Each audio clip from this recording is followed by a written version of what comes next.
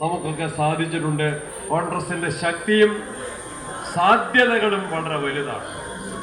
ഉത്തരവാദിത്തങ്ങളും അതനുസരിച്ച് കാലഘട്ടത്തിൻ്റെതായ ഉത്തരവാദിത്തങ്ങളും അനവധിയാണ്, നിരവധിയാണ്. ജനങ്ങൾക്ക് വേണ്ടി ശബ്ദിക്കാനും സമരം ചെയ്യാനും നമുക്കുള്ള ഉത്തരവാദിത്തം കേരളത്തിലും ഇന്ത്യയിലും പ്രതിപക്ഷത്തു നിൽക്കുന്ന ഇന്ത്യൻ നാഷണൽ കോൺഗ്രസ് ആ ഉത്തരവാദിത്തം നന്നായിട്ട് തന്നെ ഏറ്റെടുക്കുകയാണ്. ദേശീയ തലത്തിൽ നമ്മുടെ നേതാക്കന്മാർ രാഹുൽ ഗാന്ധിയും മല്ലികാർജുന ഖാർഗെയും KC വേണുഗോപാലും പ്രിയങ്ക ഗാന്ധിയും അതിന് നേതൃത്വം നൽകുമ്പോൾ കേരളത്തിൽ പിണറായി സർക്കാരിൻ്റെ ദുർഭരണത്തിനെതിരെ ശബ്ദിക്കാൻ, ജനങ്ങൾക്കൊപ്പം നിൽക്കാൻ നമ്മൾ ബാധ്യസ്ഥരാണ്.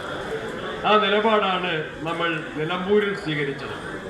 എന്തിനു വേണ്ടി നിലമ്പൂരിലെ ജനങ്ങൾ പോളിംഗ് ബൂത്തിൽ പോകണം എന്ന കാര്യം നമ്മൾ ചിന്തിച്ചപ്പോൾ നമ്മൾ ആവശ്യപ്പെട്ടു, നിലമ്പൂരിൽ നല്ലൊരു MLAക്ക് വേണ്ടി മാത്രമല്ല, കേരള ജനതയ്ക്ക് വേണ്ടി നിലമ്പൂരുകാർ പോളിംഗ് ബൂത്തിലെത്തി വോട്ട് രേഖപ്പെടുത്തണം എന്നാണ് നമ്മൾ ആവശ്യപ്പെട്ടത്. അത് നിലമ്പൂരുകാർ സ്വീകരിച്ചു.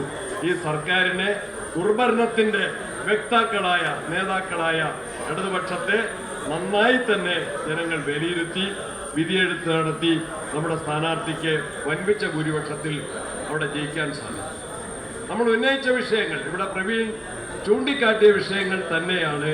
വിലക്കയറ്റം, വന്യമൃഗശല്യം, തൊഴിലില്ലായ്മ,